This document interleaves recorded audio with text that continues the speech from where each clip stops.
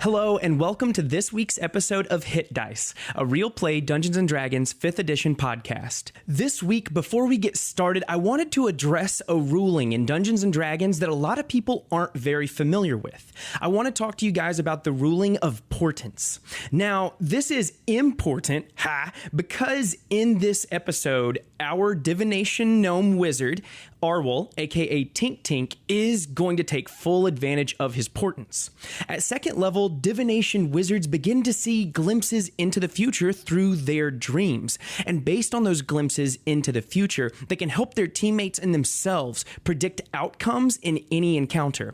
Now, mechanically, what that means is that with every long rest, Arwol gets to roll 2 d20s. He takes the literal roll for those d20s, and before I, the dungeon master, announce a roll, he can tell me what that roll will be. For instance, if I'm about to attack him with an enemy, he can tell me they roll a 3 before I do anything, and we take that roll into effect. He can do this with enemies, allies, and he can do it with anything as long as they're rolling a d20. Now that that's been settled and squared away, I'd just like to say welcome back, and I hope you enjoy this episode as much as we did. If you're enjoying the podcast, be sure to tell your friends and leave us a review on iTunes. Last episode, our heroes found a friend and patron within Ravensbluff, the living city. With their patron's influence, they have found themselves with a new opportunity to participate in the Trial of Lords and hopefully attain an audience with the Council of Lords as representatives so they can find out more about the strange black plume rising from the Dragon's Reach Sea. Episode 5, Hit Dice Podcast. This episode is brought to you by Jonathan Ganong's birthday. Happy birthday! And to start it off, I'm going to give him birthday inspiration. Yeah. Birthday inspiration is different from regular inspiration. You can have both, and birthday inspiration lasts until you use it, whereas regular inspiration only lasts the session. So you can just have it forever and use it whenever you want. So, before we get started, we'll do some quick introductions. We'll start with the players. I'm gonna go the other way this time. Yeah. Oh no, I'm not ready. Tough shit. My players sitting around the table with me tonight, all looking lovely. One most lovely on his birthday of birthdays. Beside me, I have Nina Larson. I'm playing Adelaide, a half-elf warlock. And I have Rachel Watkins. Playing Callista, the tiefling bard. Caleb Hanks. I'm down to Buffalo. I'm a human ranger. Jonathan Kanong, aka Birthday Boy. Birthday bitch. I'm playing Arwol, the gnome wizard. And last but not least, Alan Clark, whose birthday it is not. It is not my birthday, but I'm playing Patches, the half-elf rogue. So last episode, you guys came into Ravensbluff, had a real nice time. You met a couple of people on the way in. You met the Hellhounds. A few of them gave you, a pretty hard time. You guys butted heads. You also met Davian, who clicked with you guys pretty quickly, even though you kind of ruined his dreams of meeting Lander. Some dreams were meant to be broken. That's right, Davian. He's pretty dreamy, though.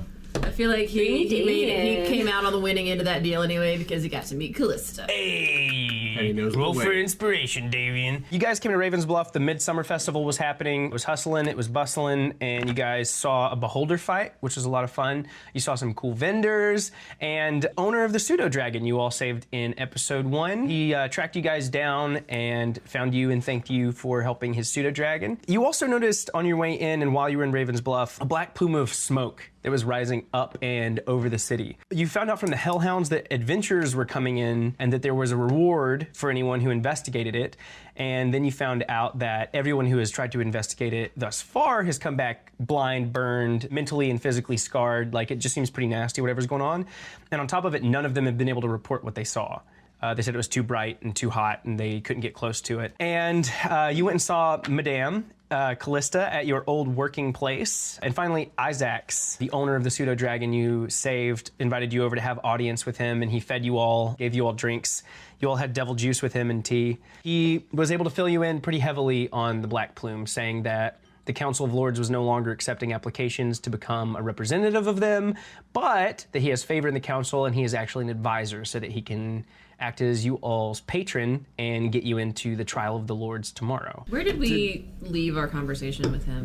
He would be your patron. Yeah, as our patron, is he able to outfit us at all for this? Are you guys still at his home? I'm guessing, yeah. There's nothing rude about asking me, especially if you've never had a patron before. It's an interesting deal. Think of me as a Pimp.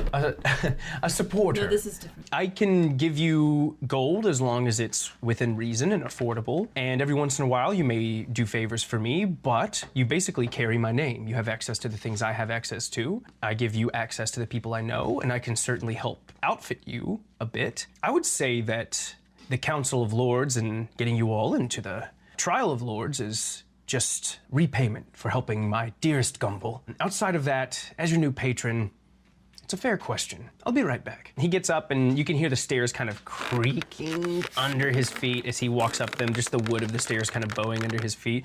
And he comes back down and he sets a large pouch on the table. This should be a good start for you. 500 gold pieces. A welcome as your new patron, and let's call it a good luck charm for the trials ahead.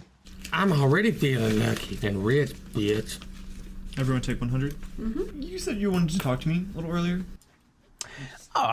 Just about Thingus Spark Spring. How are things going up there? Swimmingly. Good to know. A school I've taken much interest in. Now that I know you, I'll take the opportunity to visit. As long as I'm your patron. And do you attend the school? No, I'm actually the professor of divination. Incredible. A pleasure to be your patron then. Perhaps I shall visit. I'll mention your name, if that suits you. Yeah, Arwol Garowin. Speaking of which, as your patron, he seems to have gotten another scroll from upstairs. He unrolls it, and it seems to be some kind of contract. I'll need all of you to sign this. Makes things official. Nothing strange. Just saying I'm your patron, and this is actually your copy, not mine. You show this to anyone, and you should have access to the things I have access to. And if you don't, I'll see to it myself that I get you as close as I can. He takes a quill from a desk and walks over, lays it out on the table, and signs it himself. He walks over to the fireplace, and he has a bit of wax on the end of a stick, and he heats it up, presses it to it, and then pushes a seal onto it that he puts back in his robe. The seal looks, it has two little wings on the side of it, and it's just two wings connected in the middle with no body, and a scorpion's tail coming beneath the two of them. Cool, I sign up. I might read it first. Yeah, I was gonna say, can I read it and see? Does yeah. it place any restrictions on us? It says that from this day forth, Isaac's Olor is patron of, and it has a place for all of you to print your names. And past that, it says all that they do can be held accountable and be represented by Isaac's. Anything that he has access to, so do you all, and anyone who wishes to speak to you all can come through him. He does have some control over if you guys are allowed audiences with certain people. He can ask you all not to go on certain missions, but he explains to you, it's all just part of being the patron. I can't very well have you all accepting missions to assassinate the Council of Lords or anything of that nature. Many adventurers will take anything that pays them gold. I promise not to stagnate you as long as it doesn't reflect poorly on me. And even if it does, I'm a reasonable man. I sign. Patches is like, I have my own quill. It's true. Fancy. Does everyone sign? Yeah. So you all sign this, and he rolls it up. Yeah, he rolls it up, and he puts, I don't know what they're called, the thing you slide onto a scroll that keeps it closed. Anyway, it's like a little cloth ring he slides onto the scroll. Okay, little class back in order. And he hands it to you all. It's more important that you have this than I. This should get you into places. Oh, and how could I forget? And he comes out and he has a golden and tan piece of parchment. It is an invitation to the trial of the lords. He says, you won't be able to get in just with the contract as a patron. I'm given a few of these a year as an advisor, and this is the last I was given. I'd like to bestow it to you. Thank you. Keep it close. Keep it secret. Keep it safe. Now, if you're going to participate in the trials, you better rest up. Cool. Yeah, I guess, back to the kettle. Do you all want to stay at the kettle? Yeah, I'd like to check in. Sure. And I want to let her know that we may need to postpone the show I promised for tomorrow night if we're going to be in the trials. Darling, it'll be better to have your show after. That way, if you do really well, we can celebrate, and if you do really bad, we can drink. Sounds good to me. I like those terms. I knew you'd come back. I already have your rooms ready for you. There's drinks on the nightstand. You have water, you have liquor, whatever you need. And the candles are already lit. The girls in one room, I have the boys in the other. Be respectful. And if you guys want anyone to come up to your room, just let me know. They On don't. the house. Like a special friend? All right, no private dances. All right. Not tonight. We got a really Would you tough ladies date. like a private dance? I'd be willing to show you some of the dances I cultivated in the forest. I'm gonna make a little hut outside with the buffalo, because I've been sleeping in the woods forever and it feels more natural to me. Outside of the city? No, just out where the buffalo is. Okay, so you're gonna go out to like, he's tied up at a post right now, basically. I'm just gonna curl up in the buffalo's hair and sleep. Okay, so the buffalo lays down to go to sleep on his little haunches, and you like hang all of your things on his horns, I imagine, I don't know. He has, by the way, 100 arrows strapped to the back of it. I just cover myself in arrows. Yeah, and so you curl up by the buffalo and you get your bedroll out beside it and you go to sleep. He smells a little Buffalo. earthy, Yeah. but like you're it. used to that and you kind of smell the same. Do you guys have anything you'd like to do before you go to bed? No, but I want to attune to this new dagger. Yeah, I'd see the new dagger because I don't know if I saw you steal it or not. But may I identify that for you? Sure. The last one just was love, and that was Sure. That was lame. yeah. So I take it and I just Goblin love. I don't do a ritual. I just cast identify. You stab someone, they shit themselves to death. That's fucking perfect. As long as they shit themselves to death. So you all know that you're basically having to show up to the arena, which is in the middle. It's actually in the upper part of the city, like right at dawn, to be outfitted and get ready and be prepped. But yeah, so you do identify on this dagger. You know that using this dagger once a day, you can basically activate it as long as you are attuned to it, and you will get +1 to your attack. Dagger! Activate! +1 attack and damage. Just +1 attack. Cool. I'm so fucking I stoked relay that for the information to you. trials. That's awesome. I will attune to this Tonight. over this rest. You sleep with it under your pillow. As usual, I'll just write a little before bed. Will you be leaving that with Madame as well? Yeah, I'm gonna write a verse about our new patrons. She have like a safe or something that I can. You know that anything that you give her is probably she doesn't only run this bar and take care of her girls. She knows people in the underground and nobody messes with her. She's got connections above and underground, and she's untouchable basically. So while we go to fight, I'm gonna give her my book and probably most of my gold as well. Does anyone else want to do anything before you go to bed? Basically, I mean, 181 gold's pretty heavy, right? Bank of Madame. No, I think 50 gold is like 1 pound Okay. or something. Yeah, it's not heavy at all. Okay. No, I think I'm alright. You all go to bed, but before the sun even rises, you hear this owl screech out, and it's kind of just sitting on your chest. Or he's sitting there and wakes you up. But as you wake up, Adelaide is not in her bed. So you wake up in this room alone. She has gone. Damn it! I go down for some breakfast. Yeah, you can hear you can hear the sizzling of skillets, and you can smell toasting bread as you come down in this place, and butter and jams are kind of set out. The breakfast at this place is simple, where the dinners are kind of extravagant and the drinks are incredible at night. Breakfast is a much simpler time at the Kettle of Many I Things. mean, it's hangover food. Yeah, but it's basically like gravy and bread and eggs if they have them. They're all sitting out on plates being served for you guys already. Madame is not here. One of the other girls who you've actually not seen before is serving, and there are actually many, this is kind of a strange word to say after you guys meeting Isaacs, but there are many patrons at the bar who are like, have their head in their hands, and you're not sure if they woke up hungover or if they ever went to bed. But they're all sitting at the bar just kind of with their heads in their hands with like plates of food in front of them, some steaming hot, others seem to have cooled off. Hey, new girl, how are you? You can call me Mallory. Pleased to meet you, Mallory. Yes. I'm Callista. I heard you've been speaking with Madame. You know her? Oh yes, very well. Spent many, many years here at the Kettle. She's the best. She is. This is the best dancing gig I've ever had in my life. How long have you been here? Oh, only a few weeks. I just got into town. Came in for the Midsummer's Festival. Decided maybe I'd stay for a while. It's a good choice. That's how I ended up here as well. So, welcome to the family. You know anybody else in town, or are you just brand new meeting people? Brand new. I came in as a dancer alone, and it's much easier to make money and get a crowd on a stage than it is on the street. Indeed it is. let me know if I can get anything else for you. Absolutely, thank you. So are all 4 of you gonna eat your breakfast? Yeah. Totally. Can I just insight check her real quick? Absolutely. It's 17. Yeah, with the 17, she seems nervous, and you think that maybe she feels the same way about you, just showing up and speaking with Madame the way you did, and she was heard of me. like, yeah, she was just like jealous, if nothing else, just of the way you were able to come in and kind of run the show, and the way that you were able to speak with Madame, because you know that a lot of the girls don't get to talk to her like that, though she does care about them. Adelaide, are you planning on meeting them at the arena? Yeah. Okay. As far as we know, guys, Adelaide disappeared in the middle of the night. I Yeah, don't she's know where gone. She is. She ditched. Peace out, home She slices. signed the Signed the contracts contract and she left. All of her Took talk 100 about gold and friendship. got out of there. I don't Is like this, structure. I'm gonna send Ori out and see if she can see. How far can you see with her? It's like you can go further, but I can only talk to it within 120 feet. Okay. But you can So, still see. Are you like scrying when you do that? No, I just am seeing through its eyes. Cool. So yeah, within 100 feet, I can communicate telepathically with them. Right, you're right. I mean, you can send her out. Can I just really like, quickly- hey, do a circle and Yeah, then yeah, can yeah. I look Yeah. through the Yeah, eyes? Okay, yeah. cool. Absolutely. Roll perception. I'm like advantage because I'm an owl. Owl advantage. Kill me. I'm off the podcast 13. now. You are off the podcast. Yeah, with the 13, maybe Arwel's just a little more giddy than he is practical about this. But yeah, he sends Ori out, and Probably.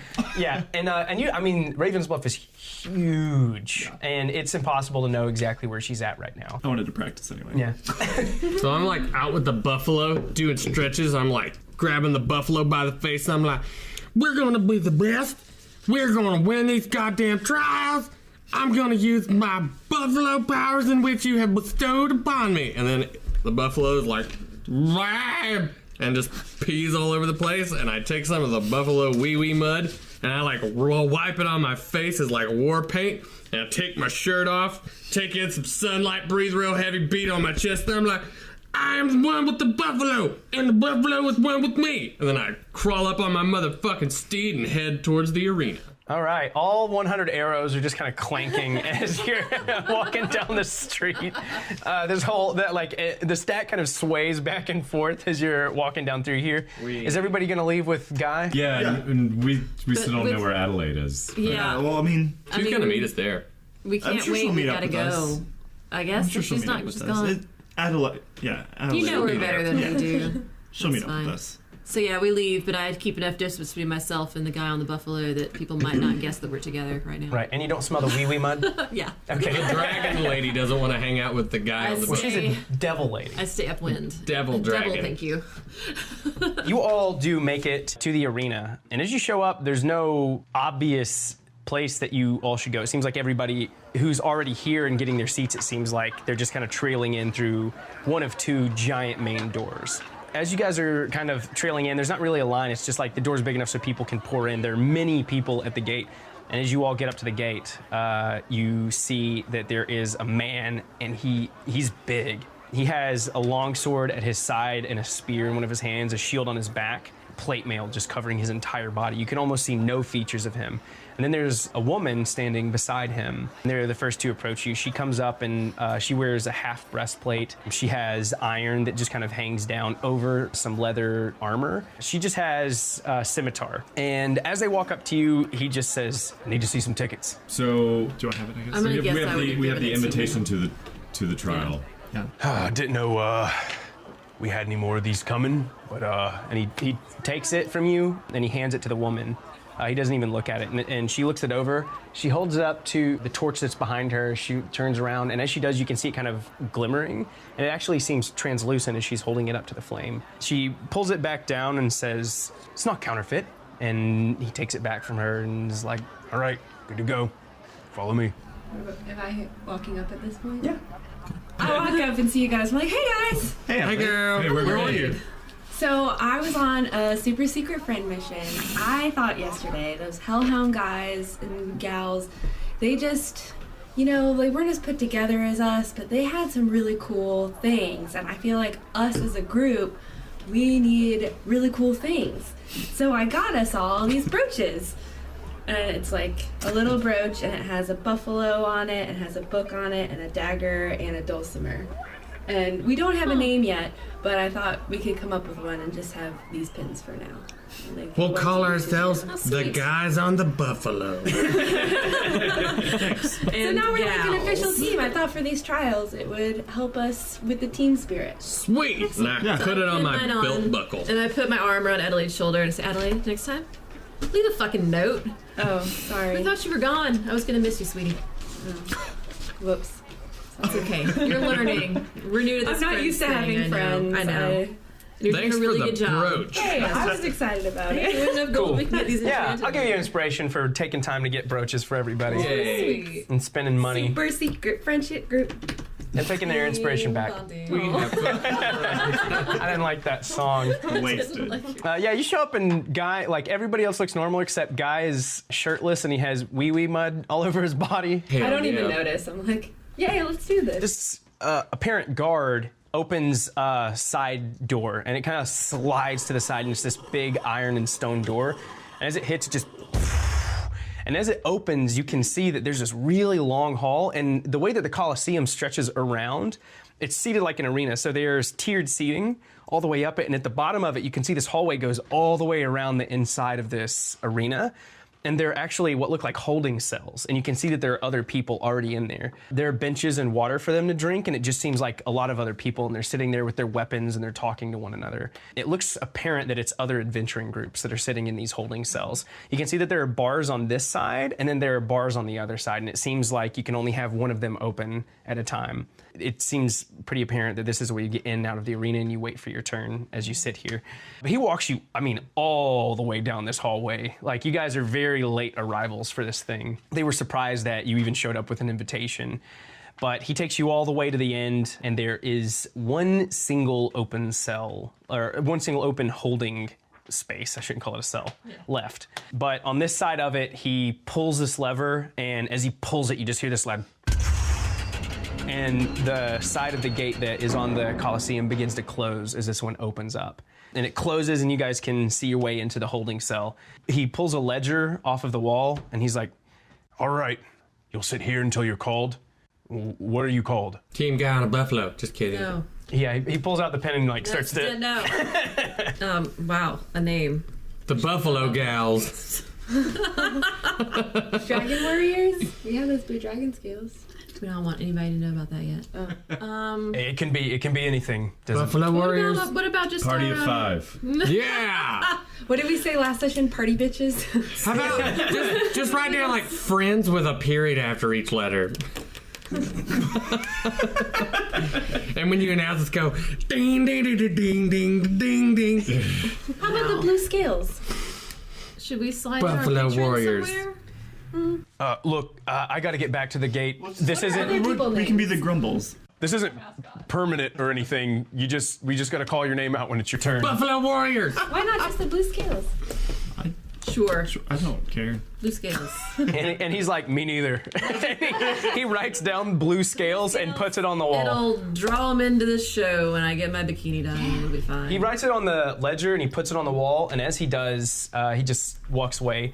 He's like, when your name's called and the gate drops, you walk out. Simple as that. And he just takes off walking back down the hall. You all have some time in this cell. Like there are many other people. And the kind of the interesting thing is you have a clear view of the Colosseum from here and what the other people will be doing. Is there anything you guys would like to do in your holding bay while you're waiting?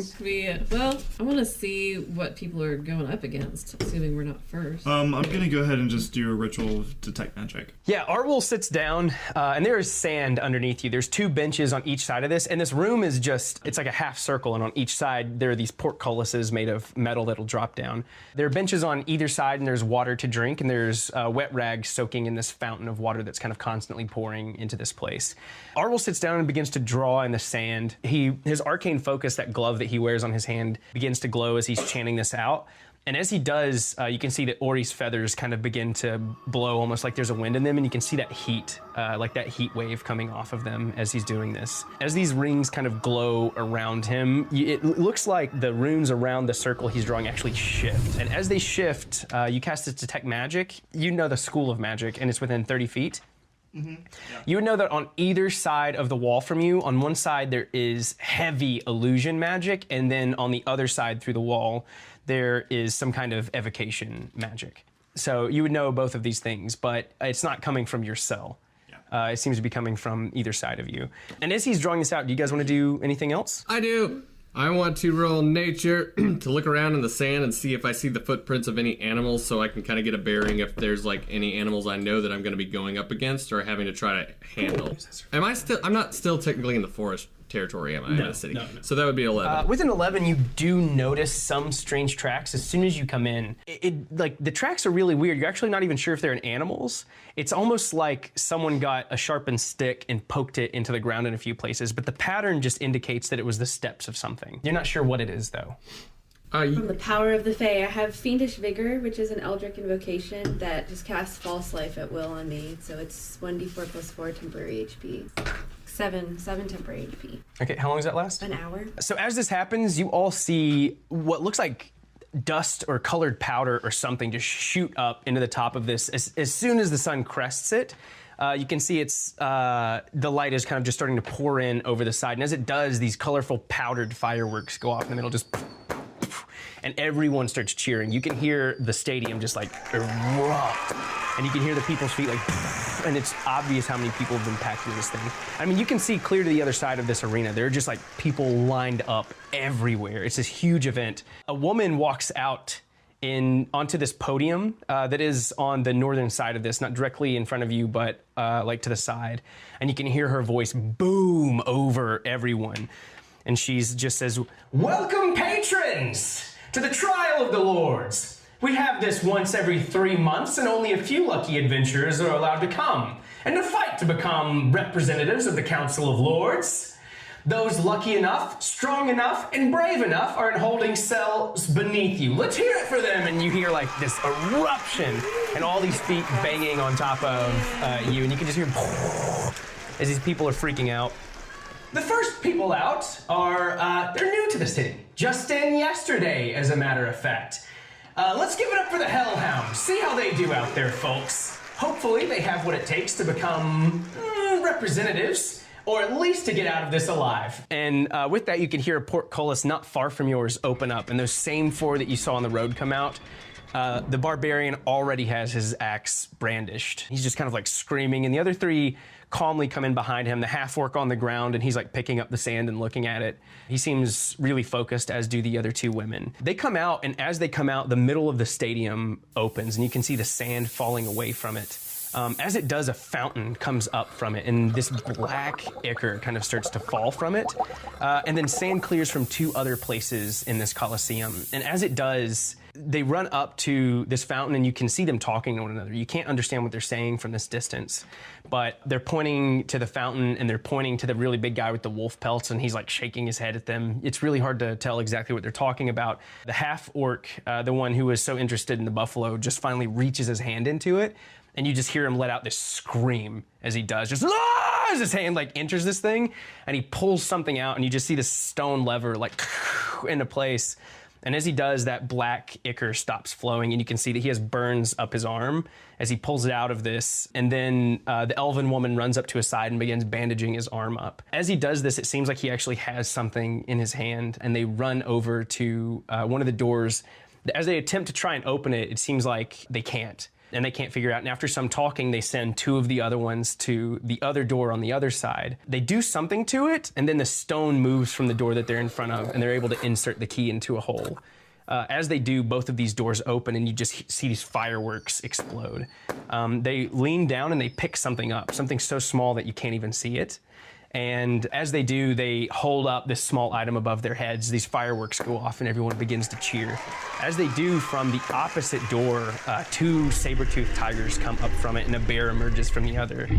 They immediately all brandish their weapons and start fighting them on either side. The barbarian is underneath both of the saber-toothed tigers, holding them with his axe, as this ranger's kind of on top of them, just like, he has his bow almost at point blank, just like loosing these arrows. The woman who is quiet and in the back, as this this bear jumps onto her, you see it like it's airborne and it's completely left. As its weight is about to fall onto her, she grabs it by one of its arms and just flips it over her and like slams it onto the ground. And as this thing is roaring out at her, she just pushes its head up and then just like brings a palm down into its chest. It looks like the bear just like goes unconscious as she's able to undo this. Badass monk. And then the woman with the daggers, she runs around to the side of the door, actually where the bear came out of, and seeing that Nefertiti is able to take out this bear pretty quickly, and it seems like it wasn't able to do any damage to her. The other two were able to take out the saber-toothed tigers. And as they do, the other door actually opens that closed behind the saber-tooths, and they walk in and they pick something up and they hold it above their heads. And everyone erupts. They're all cheering for these people.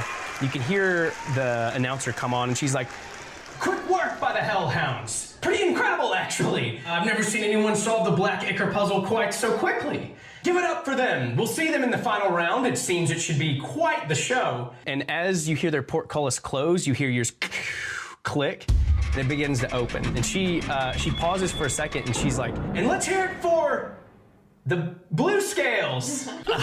She's a late entry into the trials of the Lords, but if they're here, it means they've got something worth it, and they're going to show it to us now. Come on out. This is going to be amazing. Yeah, so these portcullis bars open in front of you. I'm kind of nervous. The doors have kind of fallen back into the sand that the Hellhounds had to deal with before, and now your portcullis is just kind of sitting open, letting you walk into the arena freely. I ride out on my buffalo like a badass motherfucker. With wee-wee mud? With wee-wee mud. I'm like, boogity boo bitches, can you dig it? Yeah, and everyone like cheers at that, actually. Like they all seem pretty excited, pretty hyped up, especially after the last one. As you all come in, this woman just announces, she says, "Give it all you've got, heroes. You've got to prove you have what it takes." And as you look back to see where she is, you notice that there are actually seats separated from the rest of the Colosseum. And there are many well-dressed men and women, about 10 of them, sitting in 2 rows in much nicer seats than everyone else, and they're just sitting behind her. It seems that they all have boards in front of them. And as you come out, they all like kind of start riding and looking up at you. I want to know if this is possible for me to do. As we walk out, I want to be playing. Can I cast all 3 of my bardic inspiration to different party members as we enter the field? Yeah, and it lasts for 10 minutes? Yes. Okay, yeah. Yeah, you can cast your bardic inspiration. You come out playing. What do you want to? Yeah. And I'm singing to all of them about how awesome our adventure just was and how we can do things that we didn't previously know that we could. If we can kill a dragon, we can definitely deal with whatever else is happening in this freaking arena. Sure. And I'm gonna cast it on Adelaide, Guy, and Tink Tink. And then I'm gonna wink at Patches and say, "Patches, when the time comes, I've got something else for you, honey." Yeah, so you come out playing, and as you start playing, everyone erupts, and the woman announcing is just like, "It seems as though they've written a song for us. Let's hear it." You just like hear everyone's feet start stomping, and they're all cheering, and you can see that they all have drinks and everything, and your dulcimer, it seems like the middle of the arena as you walk out, it's almost like there's a barrier in front of the door that's in front of you that was keeping the sound from coming in. But as you all walk out, it just like erupts in your ears and you realize just how loud it is. And as you're playing, you realize that whatever's in the center of the arena is actually amplified just a bit. Greek amphitheater. Yeah. There's natural acoustics or something. But as you all walk out, the sand begins to move in the middle of this arena. And as it does, 2 statues come up from the sand. There is a statue of a 6-legged beast with an enormous maw, and its maw is just like hanging open.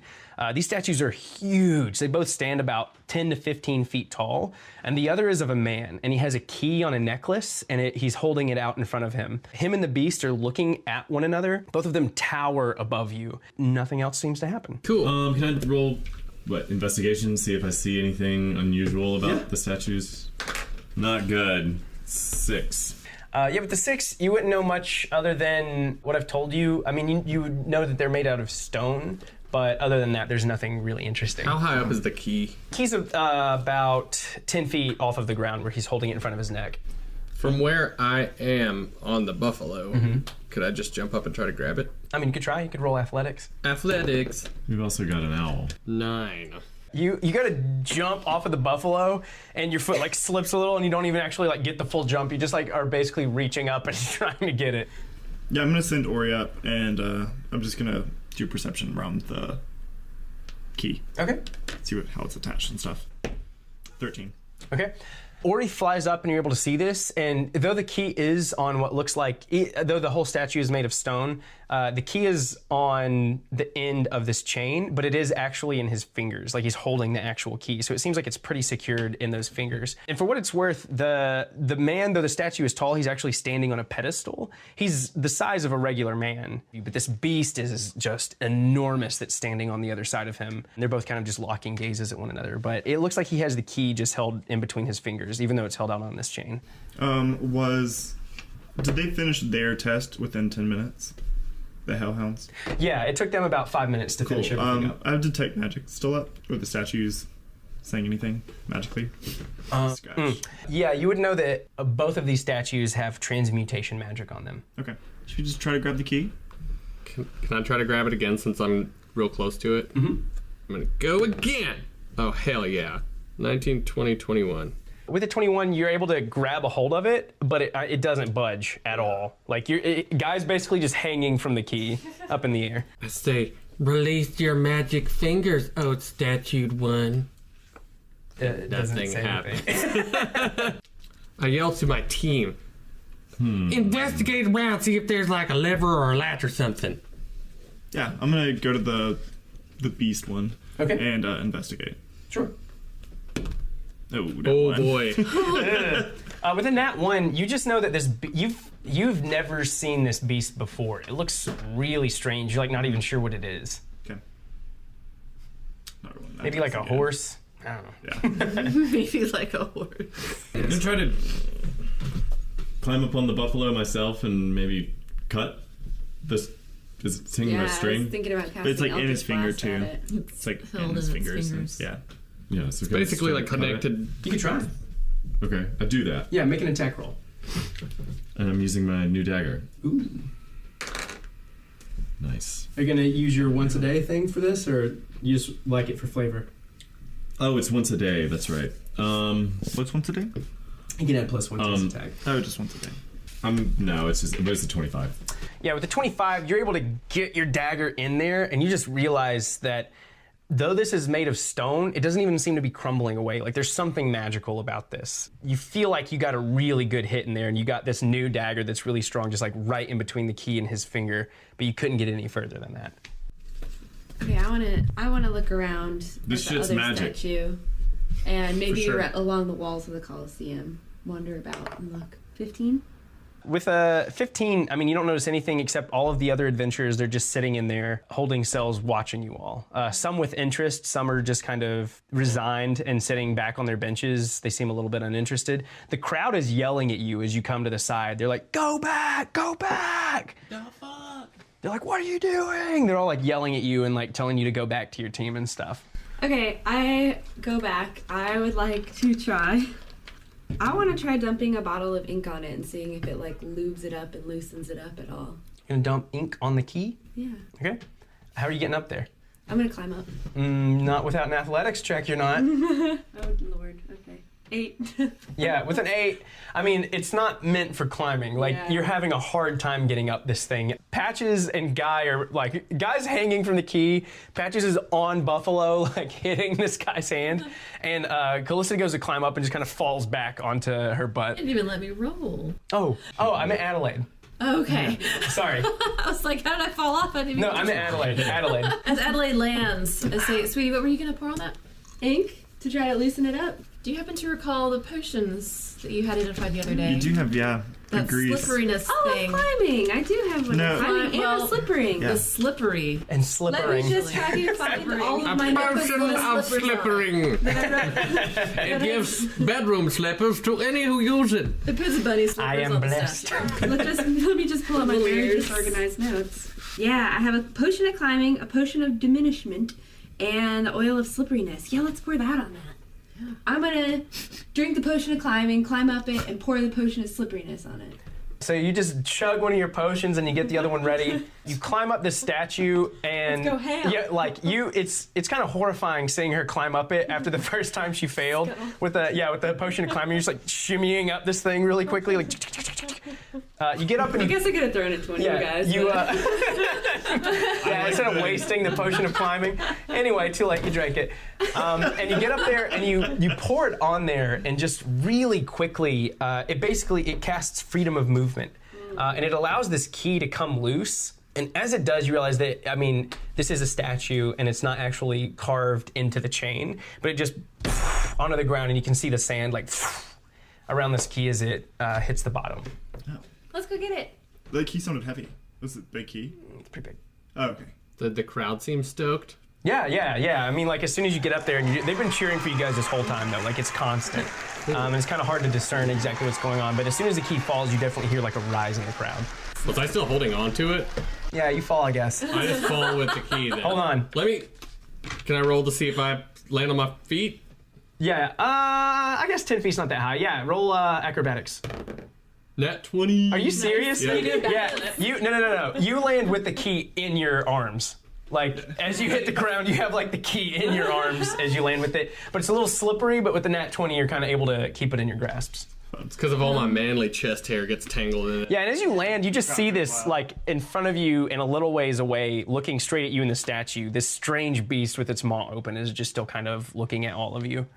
And I hold the key up to the crowd, and I'm like, BAM! And they're all like, my war cry. And so I'm going to investigate, I suppose, the creature statue. Sure. I guess I'll just roll investigation and take a look know? around. We'll just see if there's like a keyhole. Okay. I was gonna say I'd like to look around anywhere for an appropriately sized hole this key can go in. Can just looking, is the mouth maybe like the size of a key? No, its mouth is actually, like, Arwol could easily fit inside of it and, like, lay down. And this thing's mouth is, it's a strange creature, and its mouth is just really wide, like stretches all the way back to its neck, and it just kind of hangs open with like rows of razor sharp teeth inside of it. But you don't notice like a keyhole or anything. Yeah, do your thing. Oh, well, if you didn't notice the keyhole. No, They told me that? specifically the mouth. Asking about the mouth. Well, I'm just going to investigate the statue and see if I find anything weird. That's a mod 20. With an investigation, you don't notice any keyholes or Alright. any levers or anything like weird. Look around the base of the statues. Yeah, that's what I was thinking. Like, even like the ground, like, does the sand look like? that. No, it looks, the way that these things come to the Colosseum seems pretty magical in one way or another. It's either a miracle of machining and engineering, or magic is like what is getting these trials into this place. I want to search the bases. 15. There's nothing around the bases. Nothing. I'm gonna try to look into the eyes of the buffalo and be like, because I've been like training and working my way up to being an animal handler, and so I'm gonna be like, Buffalo, if you can understand me, I want you to kick the living shit out of this statue with your back legs, and I'm gonna roll animal handling. 14. Yeah, with the 14, the strange creature statue. Yeah. Buffalo actually backs away from that statue as it's looking up at it. It seems scared of whatever that is. So the one statue was holding a key. Did it look like the other statue wanted that key? Like they're looking at each other? I'm just gonna go stick the fucking key in the mouth of the creature. And see if Yeah, it anything just like happens. rattles around in there. Nothing really happens.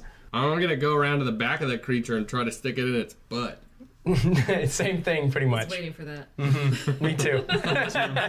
Yeah, it doesn't go in its butthole. I roll nature to see if I know what it is. 15, 16. Yeah, you would. You've only heard tale of creatures like this. You know that they are called basilisk, and that their gaze turns other creatures into stone. So this guy might be a real guy. But this is a stone basilisk. Yes. Do we have anything like that? Could we? Anybody have any anti-petrification potions? Nothing. Right here in my hand. Here. No. You mean this? Yeah, y'all should not rock Fina till for later that one. levels. Can I listen to the audience to see if anyone's saying, "Hey, do this, you dipshit"? Yeah. Perception. Oh boy, that's like fucking 4. They're all saying, "Hey, do this, you dipshits." So I can't discern anything. Right. Then. I do have a mirror.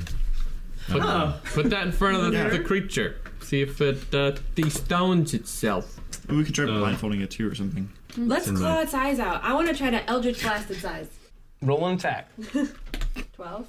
You're able to get this, but it just like, you can see the energy kind of blow around this eye. It stays lit for a second, but it doesn't like knock it out or anything. What does the face of the guy, the statue of the dude look like? Does he all look all freaked the fuck out and shit? He looks a little worried. Is there Who is a the guy? door behind where the basilisk is facing? No. Okay. There aren't any apparent doors. Well, yeah, I didn't know if he was like guarding and he was trying to get there. Can I try to blow out the other eye? Mm-hmm. I'm gonna use my inspiration roll. Okay. It was 2 nat ones. Oh my God. Oh, that's real bad. It was No. inspiration. Okay. No, we have house rules for this. Oh yeah, we're gonna lose our patron. Yeah. So as you go to do this, and I mean, Adelaide has a really hard time controlling this magic. It just blows backwards. It's like a gun that misfires. How much damage does that normally do? 1d10. You take 4 damage as this thing kind of blows back. Good thing I have on your that arm. temporary HP. Yeah, it is. I hold the mirror up to in front of the basilisk's face. Nothing happens. Right. But you hear like a little bit of a groan and a crumble as you stand in front of the basilisk. Can I? Try to claw As you're like guys out. trying to put the mirror in front of it. Oh, okay. I walk up even closer to the basilisk and like touch it. With like a hand? Mm-hmm. Yeah, so you do. And cover its eyes. Yeah, you touch Okay. it. Try Try to covering claw its eyes up. Yeah. Like cover. You said covering its eyes. said claw, he said cover. I pull the shirt off around my waist because I was doing the fat kid in gym class thing with it, and I drape it over the eyeballs. Yeah, of as the soon as you drape it over the eyes, you hear the crowd just bust out roaring, and the man who was the stone statue turns to flesh in front of you all, and the key turns to brass. The basilisk is kind of, the sand starts to come up and around it, and it sinks back into it. And as it does, the man just says, "Well done." And as he does, he sinks down under the Colosseum. Like before he's completely submerged in it, he says, "I see you already have my key." And as those two disappear, 2 more doors that are perpendicular to them come up and out of the sand. They both lead down a steady slope that looks like a hallway. And at the end of each of those hallways is a door. Did we do it under 5 minutes? Well, we're still in it. Oh. Yeah. Okay, so there's 2 doors. Are they on opposite sides of each other or next to Yeah, each they're on other? opposite sides of each other, but they're not just, the doors aren't standing up. There's like a slope that goes down under the ground a little bit, and at the end of each of them you can see doors. Can we try the one that was closest to the man statue? Well, they were perpendicular, so it's like a cross. Okay. They're equidistant. Arbitrarily just pick the one to the right. Sure. Yeah. Yeah. Can I see roll that. perception to see if I can hear anything coming from either door? Or am I not? I'm not close enough. I'll go closer. Yeah, let's go to the one to the right. Yep. As you walk toward this door, it just seems like no matter how long you walk for, you're not getting any closer to it. I still have the potion of climbing. Can I try to scuttle up to the top of the hallway? Does that change things if I'm climbing? Yeah, so you're climbing up on top of this thing, and as you do, it just seems like you can't reach that door, no matter how close you Even get to with it. the key in hand, gonna get same effect with the other one or different? Are you guys splitting up, or? I'm gonna start walking to the other door. Yeah, I'll split up. I'll stay. And then you guys go to the other door, and yeah, it's the same effect. It seems like the further you walk toward it, you're just not getting any closer. And every time you turn around, you actually realize you're still in the entrance. Like you haven't walked past the entrance. You're just in it where you can, as soon as your vision gets covered by the hallway, it seems like you can't get past that point. And every time you take a step forward, you're just back in the entrance. Can I try walking backwards? So I'm looking at them, walking backwards towards the door. As you walk backwards, you are able to make it to the door. Nice. Cool. Toby well toss me the key. I moonwalk my ass back and hand it to you. And you're able to, behind your back, put the key in the slot, and you can turn it, and finally it opens up, and on it there is a pedestal, and it just has a small ring with an emblem on it of a raven. It's a small brass ring with a raven on it. Can I pick it up? Hold it above your head like the other group did. Yeah, and you hold it up, and everyone in the stadium just erupts into this cheer, and these doors begin to sink down into the sand. And as they do, in the dead center, in between all of these statues and where the doors are, you see just the tiniest little twig of a tree sprout start to grow there. And as it grows, you can see a couple of the people in the crowd who are wearing moss and wood and stuff. They're like, yeah! They're really excited about it. Druids are happy. And then this thing really quickly takes on a life of its own, and it grows, and you can see it kind of swirling in the middle of all of you as this thing just becomes a fully grown tree. Its leaves like come full on the top of it, and it's just sitting there. You guys are kind of on the outskirt of it. I would like to climb it with my climbing potion. Yeah, as soon as you get toward it, one of the branches just like slams down on you, and you guys are all gonna roll for initiative. Potter theme. Oh, hell fucking yeah. Oh, fuck. Oh, wow. So, come on, you fucking tree. Guy and Patches both realized that the other group, after they solved their puzzle, immediately had to fight something.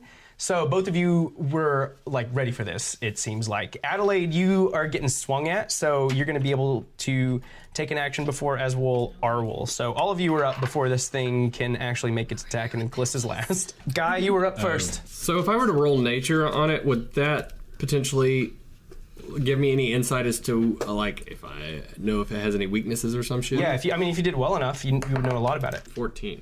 You would know that this is an awakened tree. It's obviously, it has vulnerabilities to fire. Yeah. But the deal is just being able to beat it down.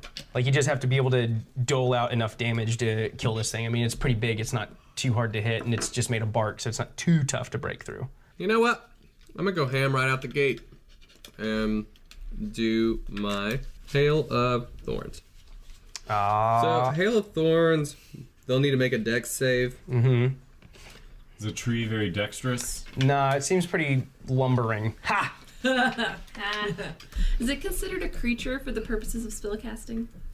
Yeah, absolutely. So, that, I believe it, you just roll it like a regular attack. Yeah.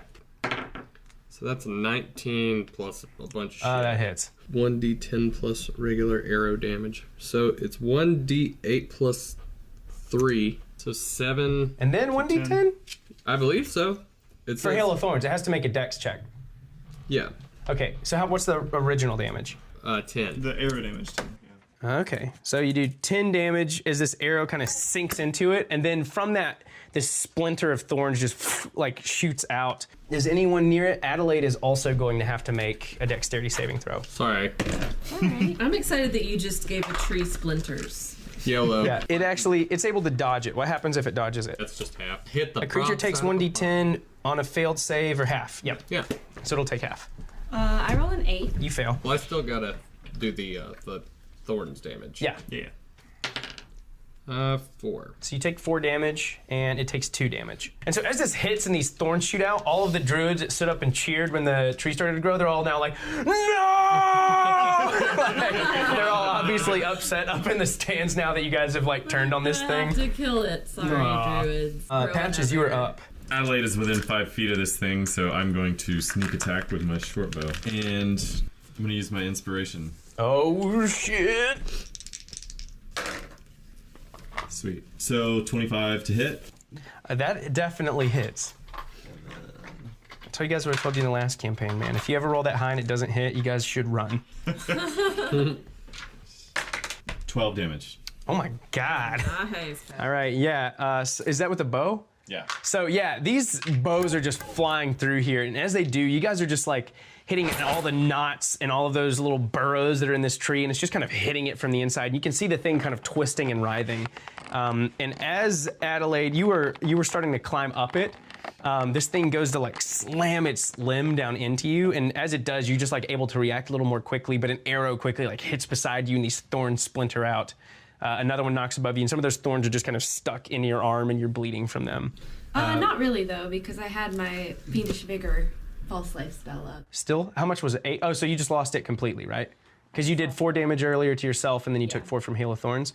Okay, yeah, so that just kind of fades away from you. Like, you guys see this black and white kind of smoky substance just like off of her as these thorns hit her, and they kind of bounce off. Or I guess they just kind of, since it's a necrotic thing, right? They just kind of get spit back out of your arm. So, and then I want to, as a bonus action, try to hide behind Callista. You're a half elf, and Callista is Tiefling. a tiefling, so you're both medium. Roll stealth to see if you can hide behind her successfully. That one. Yeah. Oh my god. Yeah, you guys trip over her tail. see Patches like run behind her, and you can like see his cape like blowing where he's standing and his legs like in between hers. I'm just a little skinny dancer tiefling. Then Adelaide, you were up. I'm casting Arbor of Agathis on me, so it's the Spectral Frost armor comes up, and I gain +5 temporary hit points, and if anything hits me, they take 5 cold damage. 5 automatically? Automatically. Oh, that's kind of cool. Anything else? That's it. Arwol. Cool. I'm going to. Tink tink and hoot hoot. Yep. I do. The Find Familiar is supposed to have like its own initiative and kind of act on its own unless I give it a command. Do you want to play it that way, or do you want me to just have it like I use its movement speed and so on? So it takes a turn separately from you? It acts on its own. It's kind of like. Yeah, most familiars don't attack though, unless it says specifically that they. You can attack, but I can. Still do attack stuff with through it. Yeah. Okay.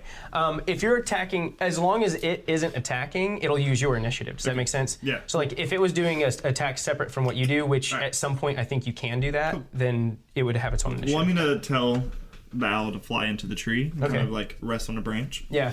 As this thing's like writhing around, the owl's just like riding on a branch. Like, woo!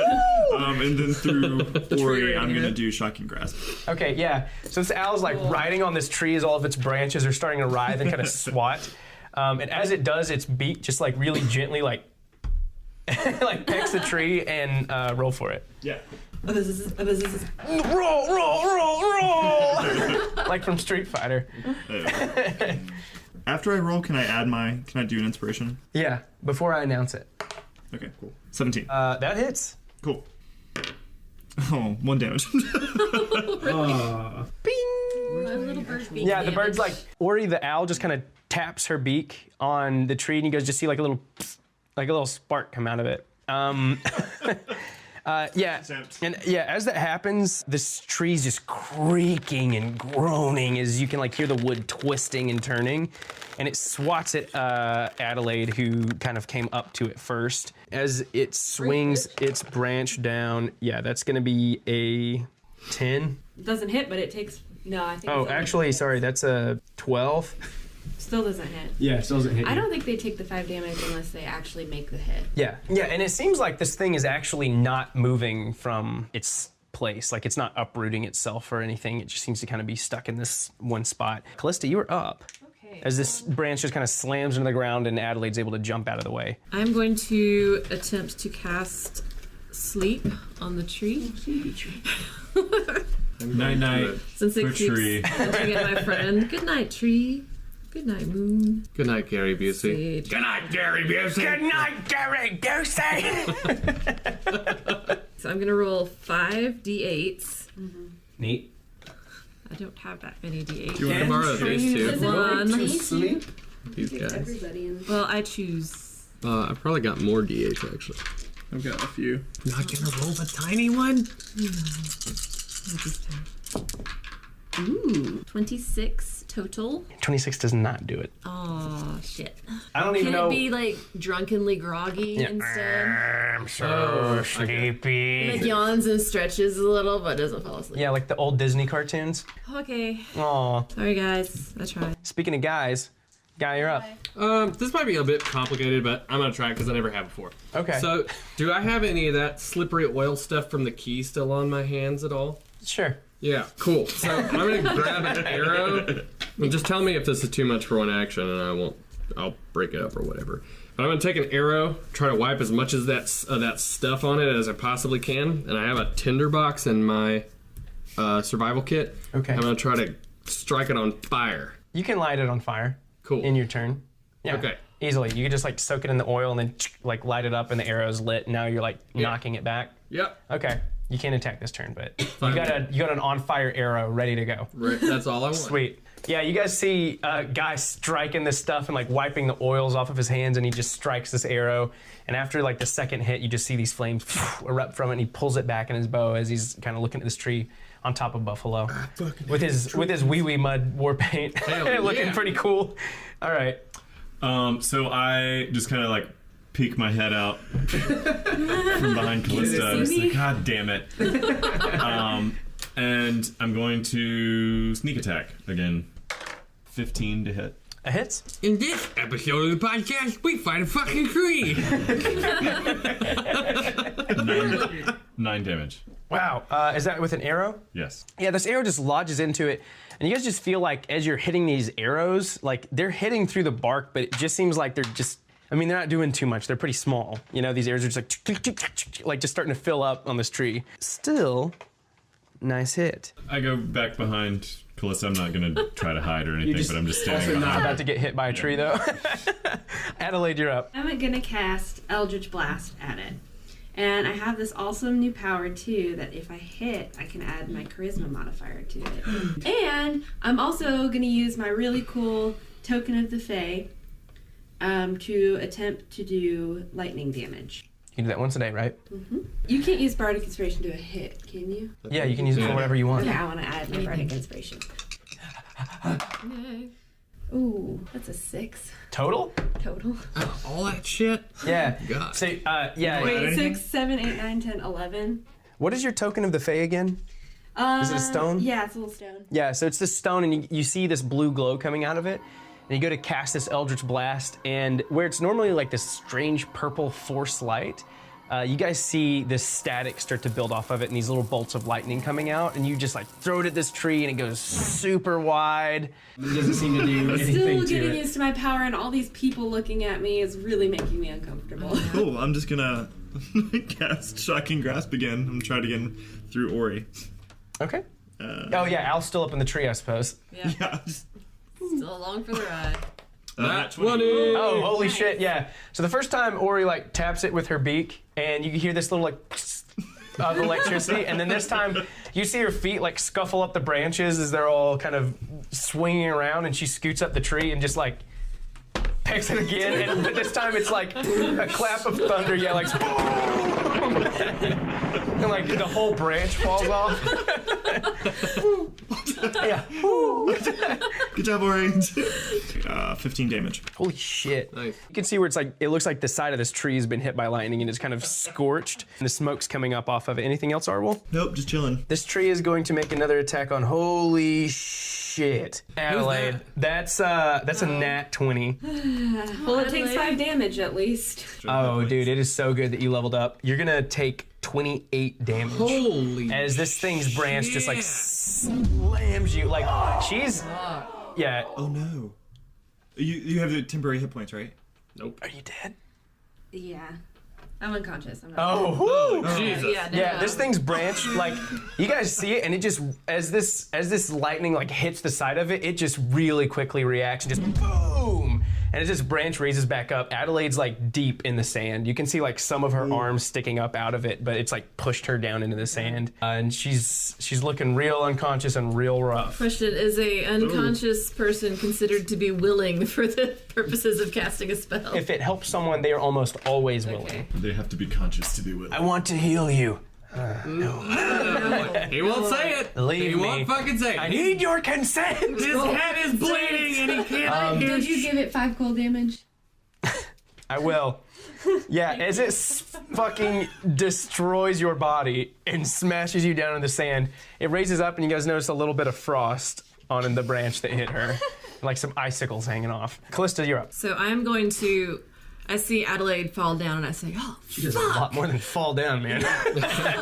Adelaide's down. Fuck. I'm not pleased about it. So I run straight up to her and I put a hand on her forehead and I cast heroism. You have to reach your hand down like into the sand to find I it. have to actually, I like dig her out a little bit. Yeah, you see her like bloodied nose and she's not looking I'm good. like, oh man. So I put my hand on her forehead and I cast heroism, which if you were awake, you'd be imbued with bravery and not be able to be afraid of anything. But each time your turn comes up, you will gain temporary hit points equal to my spellcasting ability modifier, which a cool is spell. 3. Dude. So you're going to gain 3 This is hit gonna be points every hilarious. time your turn comes up. As long as you don't make 3 fails, I'll be still And then when you alive. get back up, you're going to Put me back awesome. out. I'm in so much pain. Why would you do this? So you have heroism cast upon you. Guy, you're up. I would like to now release the fiery bolt into the tree. Yeah. 12. 12 does not hit. I'm sorry. Yeah, this arrow, it just kind of sails wide, and it goes in between all of this thing's branches as they're just kind of moving around and doesn't manage to find its mark. Anything else, Guy? I say as my bonus action, I couldn't hit that with a handful of corn. All right. Everyone in the stadium is laughing except the druids. They're all like screaming out in pain. Patches, you're up. Can I sneak attack if the person is unconscious that's within 5 feet? Well, fuck it. I'm gonna, as like a little distraction. This is the medics coming to get Adelaide. I'm Oh, be careful, Patches. running over, and I'm going Sound of to Callista's worry. attack once If we die in a coliseum, with my new. I'm gonna use my new dagger, and so add 1 to my attack. Did you run up to it? Yeah, and so that's gonna be a 21 to hit. It hits. So that's 5 damage, and then I'm gonna use my bonus action to use my other dagger and stab it again. Nice. It's an 8. It doesn't hit. Anyway, 5 damage. Yeah, the first one, you just come up and you guys see Patches running toward this thing, and his dagger's just like, thunk, like into the side of this. Some bark does go flying, and you guys can see like this beautiful dagger stuck into the side of it. The tree's branches and leaves are starting to fall around it. You can see its leaves are just starting to kind of shed off its branches. The ones where they were all writhing, now it seems to only be moving the branches that it's actually actively using. And as this whole round is kind of happening, you just see Adelaide get slammed into the ground, and the whole crowd just kind of like, oh! And the woman comes up on the microphone. Yeah, and she's like, and she's just like, and that's what the heroes put on the line, folks. They come here and they risk their lives just to get an audience with the Council of Lords. And everyone's like cheering except the druid still. Guy looses this arrow that's on fire, and it just like sails wide through these branches and like hits the sand over on the side, and then Patches runs up and sticks one dagger into it, and the other one just kind of bounces off of the bark. Adelaide is up if Patches is done. Yeah. Okay, I'm Adelaide, you're up. You gain 3. You gain 3 temporary hit points, and they're not real hit points, so it's not like you're healed. So you like just wake up to being in an incredible amount of pain. Like your body feels. But if I'm at minus 9. No. If you're not dead, you're always at 0 hit points. Okay. You're practically at 0. You were technically at negative whatever. And so if you get healed, it resets to a little bit So of zero. I'm not unconscious anymore. Yeah. Right, you're conscious with 3 temporary hit points, and your body is completely broken Well, right now. Can I scuttle away, or do I have to stand up? No, you could just scoot out of there like a crab if you want. I want to scoot out like a Yeah, crab. dude, you just see her legs start kicking. She doesn't even come up out of the sand. Like her body's just moving under. I'm gonna reach into my bag and take out a health potion. And can I drink it this turn? Mm-hmm. I'm gonna drink it. I'll let you move at half your speed away if you're not going to stand up. And then, yeah, you guys just see her head come up out of the sand, and she pops this health potion out and drinks it. Yeah, roll 2d4 and then add 2. Ow!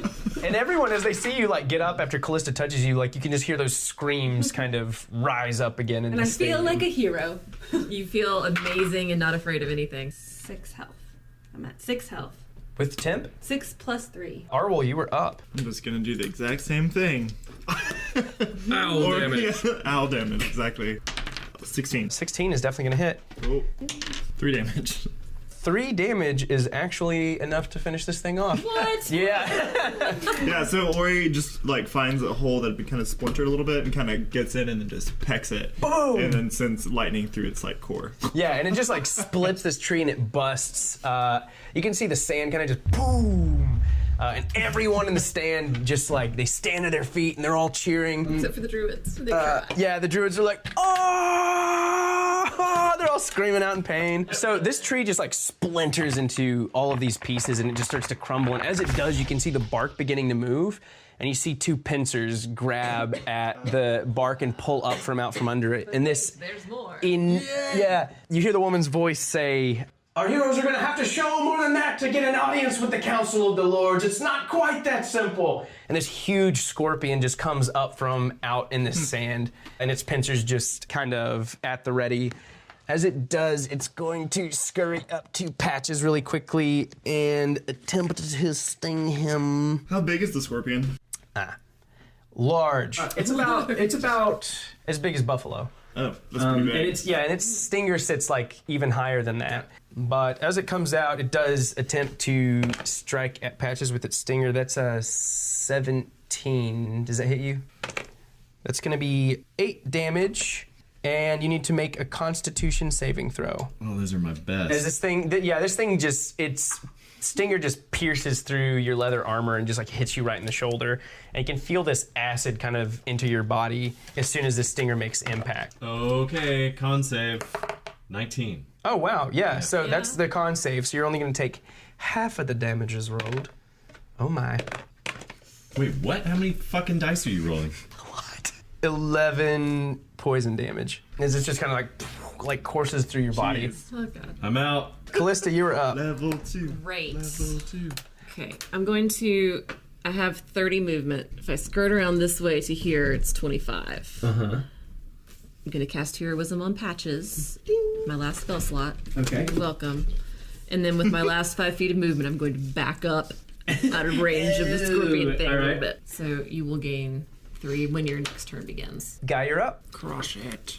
I would like to now land an actual fucking arrow. Hey, is my other arrow still on fire? Yeah, I mean it's sitting in the sand like really far away, but it's on fire. How far away? Like pretty far away. What's your shorter range of shooting? It's like 60 feet? Probably. It's 60 feet away. Well, I was gonna heal Patches, but I would have to take an attack of He's fine. opportunity. You can dash 60 feet. He's gonna be back Just up double his your next turn or speed. whatever. But you mean that's your Okay. turn. Well, I'm gonna fire an arrow. Roll at a scorpion. 11. Yeah, it just bounces right off its husk as this thing is kind of standing over Patches. I need to practice shooting a goddamn bow and arrow. Well, it's all good. I'll never run out of arrows thanks Anything to else, Patches. guy? I'm just gonna cry into the buffalo's hide. Okay, you do. Everyone in the stadium goes, "Aww." Patches, you are also awake and in an incredible amount of pain with 3 health points. Temporary. I'm going to stand up. Since I'm right next to it, as a bonus action, disengage. Bye. That's my cunning action. I'm gonna run over here So, dude. behind this Pillar. this pillar in the middle of the arena. Okay. So there's a pillar that's been broken and Patches is hiding behind it. Anything else? That is all. I'm like, ugh. And I stand up and I take partial cover behind the fallen tree, but I cast Witch Bolt at the spider thing. It's a scorpion. I What? can't speak. 17? 17 hits. Okay, that's 7 damages. You guys just see this strange little spear of light stick into this scorpion's husk, and you can see the tether of purple between it and Adelaide, and her fingers just kind of still out in front of her as she maintains this energy because it's concentration. It stays in there, right? Yeah, and you are able to pierce its husk and do some damage. Arvel, you're up. I am going to circle around Callista a little bit, kind of getting toward Patches, and I'm going to cast Mage Armor on myself. Smart. Oh yeah, and I just have Ori kind of circling above. Okay, sweet. It is the scorpion's turn again. He's going to move, straight toward suggest Callista. I didn't suggest it. He's going to move toward I Callista. pointed at all 3. He's going to move up to Callista. So he runs up toward Callista, seeing you raise everybody up. Patches. These 2 claws just come out at you. It kind of does a 1-2. The first is a 17, which hits you, I believe, and the second is a 19. Yeah. God. The first attack is a 7, and the second is 6, so 13 total. As these pincers are just like snapping up against you. I'm gonna have to get some more health potions after this. I know. Callista, you're up. Fabulous. Yeah, this giant, horrifying beast has its claws in your face, and you can just see like the little hairs on it now that it's this close. It's real nasty. I just yell in its face, but it's like a really nicely in tune yell. Right. Pull out my sickle. Okay, yeah, like right, yeah, trying to hit right on his face. Yeah. It's good. 17? 17 hits. Yay! It doesn't do much, but 3. Neat. Even though its husk is strong, I mean, it's right there, and you're just able to kind of rake it across this thing's face for a little bit of damage. Guy, you're up. Would it take an entire action to mount the buffalo? I'll do half of your movement to get on the buffalo. So after my rope got split when we were in that tower, I tied it back together. So now it's roughly like 45 feet, but it's like got a knot in the middle. I would like to kind of make a little lasso thing around of it and try to lasso the scorpion. Okay, this should be fun. You can roll an athletics or an acrobatics, whatever you're better at. I would like to do athletics. Okay. Why a 4 again? Sad. So altogether that will be 7. Yeah, so you throw this rope at it and it just kind of like lands short. It just like hits the dirt like, and it just reaches out with its claw and snips it in half. Ground buffalo is so good in a fight. I'm like, I really need to buy more rope. Patches, you're up. All right, I'm gonna use my cunning action to try. You gain another 3 hit points, right? Oh, that's right. How long does that last for? 1 full minute. Cool. Oh, so I still get hit points too. Yeah, each round. Awesome, so 10 rounds. That's a good spell. That is a I'm really gonna good use spell. my Level cunning 1. action to try to hide from this thing. So Okay. make a stealth check. It is a 12. Well, luckily, scorpions have really bad eyesight, like horrible eyesight. So you feel like you're hidden. Cool. This thing, I mean, it's not even facing you, you know? So I have advantage on attack rolls now that I'm hidden, but once I attack, even if I miss, it knows where I am. So, all right, so I'm going to shoot an arrow. So that will be a 17. That hits. And then sneak attack, 10 damage. Yeah, so like as this thing is turned around, you just sink an arrow into one of the I don't know, the sections of its tail, like right in between the sections of its tail. This arrow just lands, and you can see blood and this poisonous acid just kind of spray out as this arrow hits. Good shot, Patches. Anything else? That's all I can do. Adelaide, you're up. I still have this arc of energy with my witch bolt, and I'm going to use my witchy powers Zap, zap, zap. to do it again. That's 12 damage. Holy shit. Are you serious? Yeah. This thing like winces in pain. You see its whole body kind of sink for just a second as you channel this energy into the bolt. Arwell, you were up. I'm gonna run up and touch it. Loaded gun, Little Arwell comes running up and just like puts his hand on its side. Kind of like a casual, like, Got it. zap. 19. It hits. Oh, high. 6. Nice. Yeah, and then with that shocking grasp, it just like, you actually notice a shriek come out of this thing. And its pincers are just like snapping back and forth. It's like, as it walks, it's kind of leaning to one side and it's like favoring legs. And its tail is obviously like twitching a bit, and it seems like it's not as poised and ready to strike as it was before. And so as it kind of like goes to strike out, you see its tail stiffen, and instead it just comes at you and then Patches with a pincer. Oh wait, not Patches, I'm sorry. And Callista, with a pincer each. The first one, Patches. the first one at Callista is 14, which I don't think hits you actually. That just hits. Oh, really? Meets beats. I'm 14. It does 4 damage though, as this thing's kind of getting weaker. How much did you have? You had 5? You're like, oh god. Oh my god. But yeah, it just like happening again. you're able to move out. It's happening again. You're able to move out of the way, and this thing's claw just kind of slams into you. Writing stories is not And the then movies. and then it's oh no. And then it snaps at Arwell, and as it does, you're able to just step out of the way, and its claw just sinks into the sand, and it seems like it actually gets it stuck a bit, and so its tail's kind of roll a 1? spazzing up. Yeah. And its pincer is like stuck down in the sand, as the other one is just kind of smacks Callista. It's such a tough Speaking of which, Callista, you were up. Good. I'm like, ugh. Wow. I just hack at it again. I was gonna get my other weapon out, but I don't even give a shit anymore, Yeah. and I just go after it with the sickle again.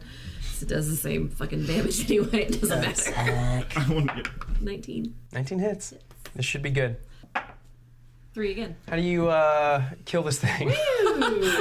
As it hits me again and I see it go after Arwell, I'm like, no! And I just put all my weight as I'm falling forward behind the sickle and just like fall in. Yeah, and this thing, it's just like the sickle just buries itself into this And I'm thing's just head. like slumped over the whole deal. Yeah. Like, Yeah, and you like fall to your knees, and this thing just like collapses. And as it does, the whole crowd just lights up and roars. And the woman over the announcement's just like, we'll see you in round 3, heroes! You've done it! And everyone's just cheering, and this pedestal comes up in the middle. And on the middle of this, there is a silver ring that has a bear on it. It has the emblem of a bear kind of in the top of the ring. So you have a brass raven ring and you have a silver bear ring. And as the scorpion falls and you all have this ring and you're holding it up so everyone can see, you're all kind of, about half of you are like, woo! The rest of us are like, whoa. Yeah, I'm feeling great. So if we're out of initiative right now? Yes. I'm going to drink it with my health. Okay, yeah, go ahead and roll for that. Your It's a port, 2d4 plus... 2d4 plus 2. Plus 2. Your portcullis opens once more so that you can go back into your holding cell. Where he comes Let's to my do shoulder. that. She I mean, I can do it So we automatically, have a but brass raven ring, you said? But it's more fun to whistle. it's so much fun to Silver whistle. bear. and a silver bear ring. That's right. And that went well. Okay, you guys go back to your holding cell, and the portcullis shuts on the other side of the Coliseum. Do you take a long rest? You do get a short rest. Everyone gets a short rest because you are going to wait till the third round, which happens at the end.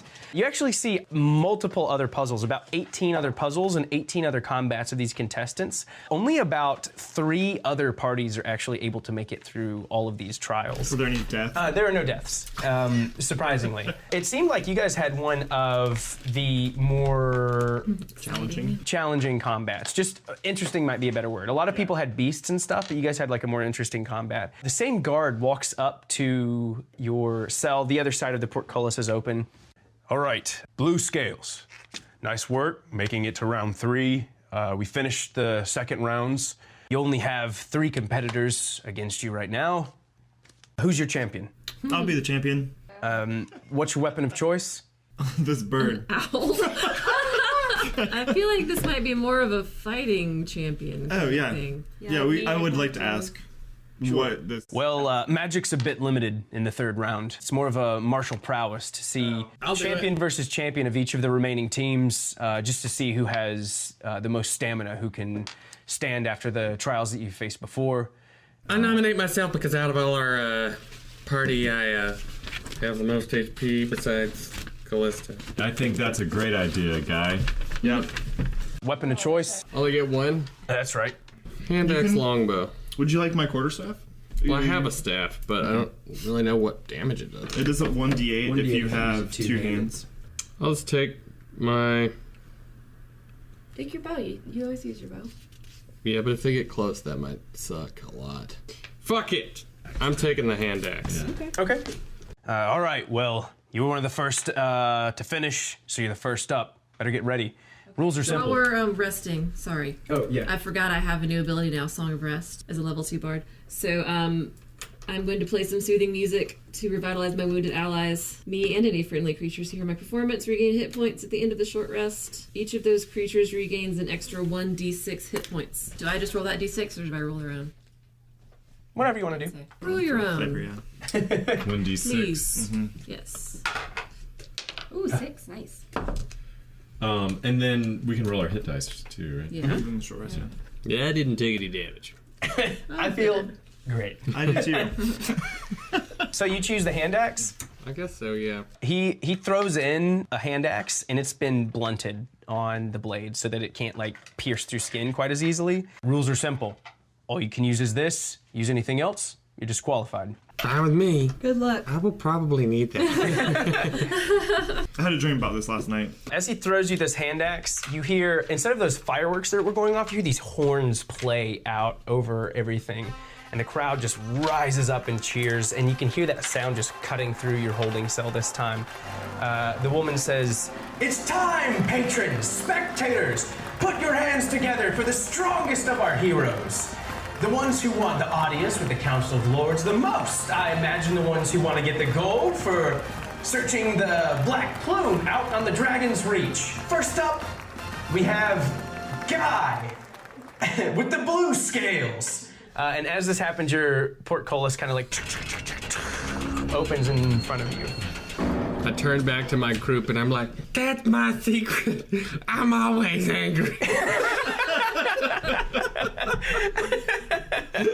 Yeah, you walk out and the portcullis closes behind you, and instead of it opening from across you or anything, you hear, "And from the Hellhound rounds. Mayathil! And you see it's a portcullis only 2 down from yours actually open up.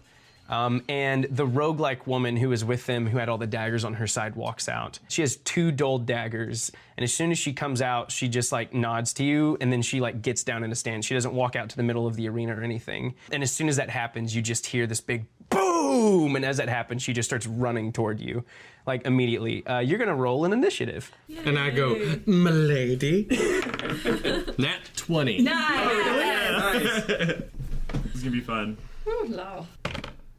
Oh my nat god, 20. I'm not joking. Nat 20. What? Well, what happens? what's your Does the dex mod? Coliseum just collapse? Yeah. You rip a hole in the Your space-time dex mod, right? continuum. Yeah, what's your dex mod? Plus You'll just 3. go, bruh. Yeah, you win. I know. All right, Guy, you are up, and Mayathil is second. Yeah, she like immediately just starts off running at you with these 2 daggers in her hand. She's crouched low, and I'm gonna yell, don't try anything fancy. We're smart. so you guys are standing near the side of the Colosseum, near the doors where they first opened, and she is running at you. She is only about 20 feet away from you and closing in pretty quickly. I'm gonna stand my ground and wait for her to come to me. Are you holding your action? Yes. When she gets up near me, I'm going to sweep like a freak to the side and hit her in the back with my axe. Okay. So she does come running up toward you, and as she does, she just pushes both daggers in front of her and like leaps toward you with them. And she rolls a 3. I'm saying that as my portent. She rolled a 3. Oh, okay, yeah. Oh, you can use your portents anytime you want. Just 1 per turn. long as you Replace have- any attack roll, saving throw, or ability check made by you or a creature you can see with these foretelling rolls. You must choose to do so before the roll, and you can replace a roll in this way only once per turn. Yeah, because I yelled, because it's like, you'll be fine. I saw this in a dream last night. You knew her first move. Yeah, that's fun. Yeah, she's gonna come at you in your stomach with 2 daggers. Get to the side. You're weird, buddy. I'll try it. So you do, and she runs up, and as she does, she has really good aim, and it looks like she's going right for it, and she's gonna hit you hard. But listening to your friend Arwol and just trusting him completely, you just stand your ground and step to the side, and as you do, she just kind of blows past you, and she is standing to the side of you, and you can make your attack. I would like to try to haul off and knock the living shit out of her. 19 plus probably, let's see. It's a hit. 22. So damage? Yeah, please. 1d6 plus 1. 7.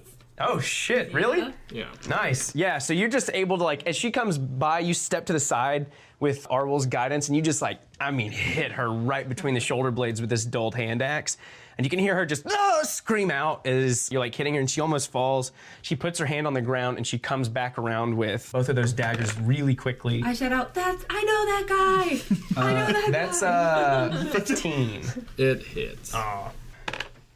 And that is 6 damage as she comes back around with both of those dulled daggers. I will then attack her, I suppose. You got this guy, and he rolls a 20. Hit her in the... I don't even know. In the hand. Hit her in the tit! Yeah, hit her between the eyes. Yeah, I swing the axe back around and just go bop. Oh, okay. I like that. over the yeah. shoulder. Arwol's like, just throw your axe over your shoulder and hit her between the eyes without even looking. And that's it's a natural 20.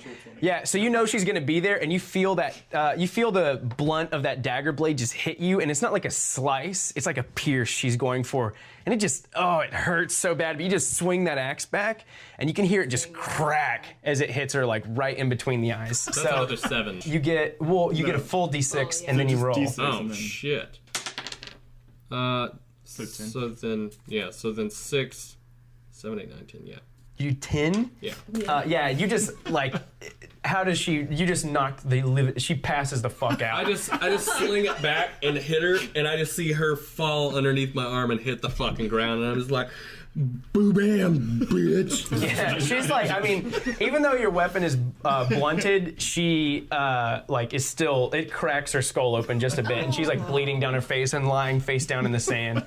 I go down and cast Healing Word on her. Your wounded teammates are like, but everyone in the crowd is like, yeah! And as this happens, a woman actually comes out from one of the entrances around the Colosseum, and she has a silk pillow, and on the middle of it, there's a golden ring. She presents it to you, and her voice just blares out to everyone, and she says, "Blue scales!" And everyone just like roars, and you can hear all their feet banging. And on the pillow, there is a golden ring with a dragon emblem on it. Ew. I'll be like 40 more of these, and I'm good to go. Any heroes who wear all 3 of these rings to the Council of Lords will be guaranteed an audience with them. You're now considered representatives. Congratulations, heroes! And everyone just kind of like roars out.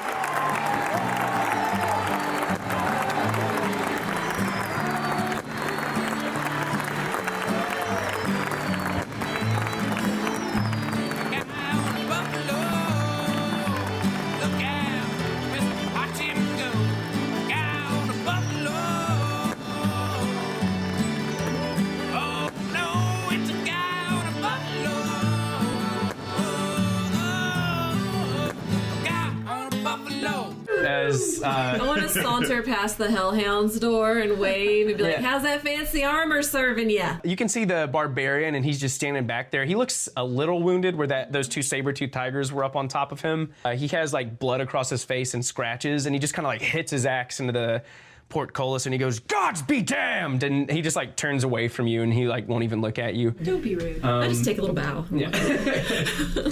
But yeah, he takes his like brooch off and like throws it into the sand and turns around and just like sits on his bench because they can't really leave yet. So yeah, but yeah, you guys have all 3 of those rings now. Yeah, and with that, they escort you back in your holding cell. But the other side of it is now open. You're free to go. And you have all 3. You have all 3 of the Trial of the Lords rings.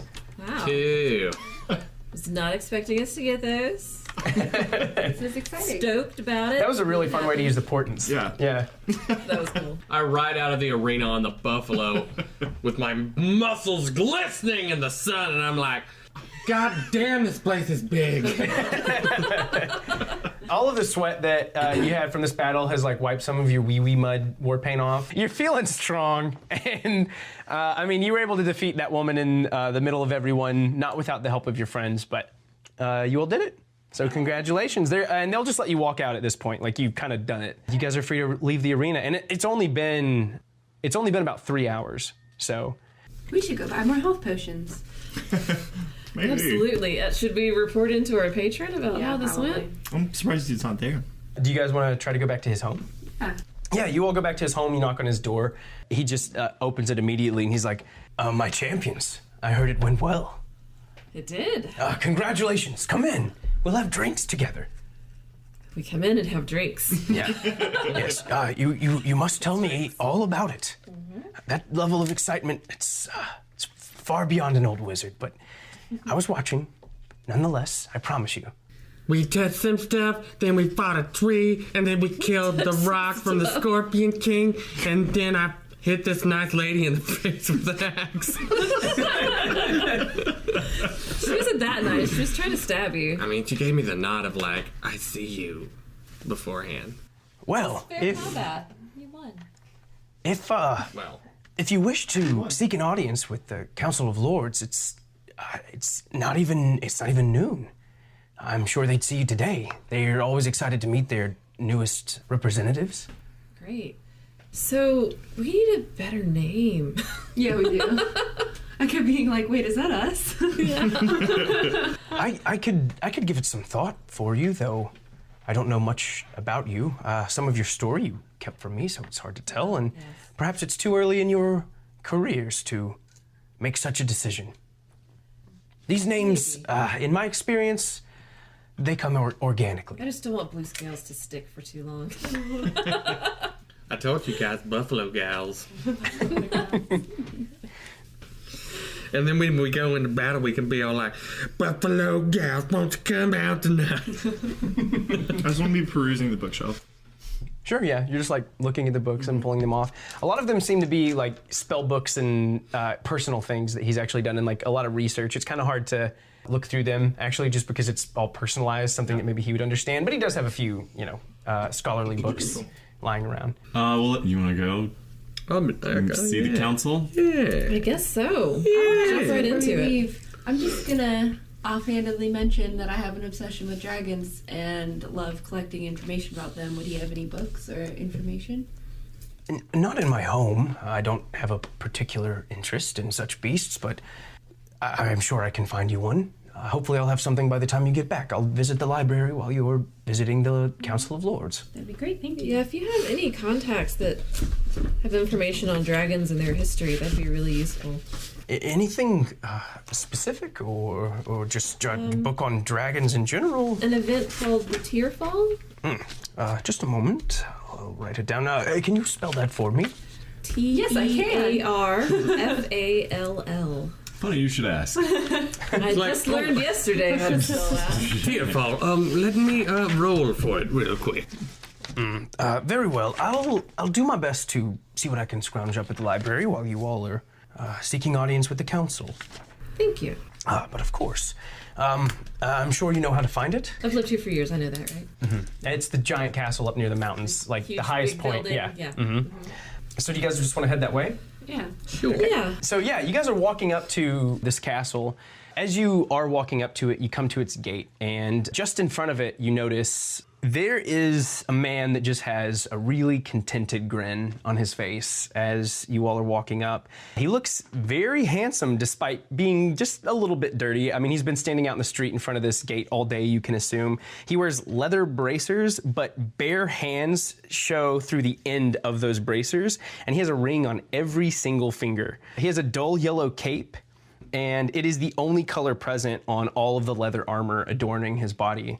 He just says, "Congratulations, champions. I heard how well you did in the arena today. Thanks. What's your name? You can call me Mr. Corson. I'll be your escort." Mr. Corson. Escort us, Mr. Corson. Inside. 12. I mean, his skin is a little dirty, and just the smile that's kind of on his face and the rings seem a little strange for a guard. He might be a little slimy, but he knew that you guys did well in the arena, and he knows who you are, and he's standing in front of this gate, and no one's making him leave, so. I'm neutral to him. Yeah, you can like him. I mean, you can make up your own mind. So he points to the side of the gate, actually, instead of straight through it. To get to the Lords, you don't walk straight through the gates. That's for political meetings. That's for people who are asking favors of lesser politicians. But to see the rulers of this town, there's a direct way in. I'll be your escort there. Let me know if you have any questions. And he kind of just turns his back to you all and just starts walking down this wall that is surrounding this enormous castle. And the castle is set into the side of the bottom of the Earthspur Mountains, like right where the stone kind of stops. And the castle is just set up into it. Are you guys gonna Yeah. Follow? Yes. Okay, great. So you guys follow him, and as you go down, there is a smaller iron door. It's not quite as big as the portcullis. He reaches into his satchel and he pulls out a key. He puts it into the lock and turns it, and he opens it up. He gestures for all of you to enter it. Waddle through. Okay, so all of you open it, and this door shuts behind you. As it does, all of these torches light up, and you hear the lock click. As these light up, you notice that there are 4 other people in this small room with you. There are 2 men who look very similar.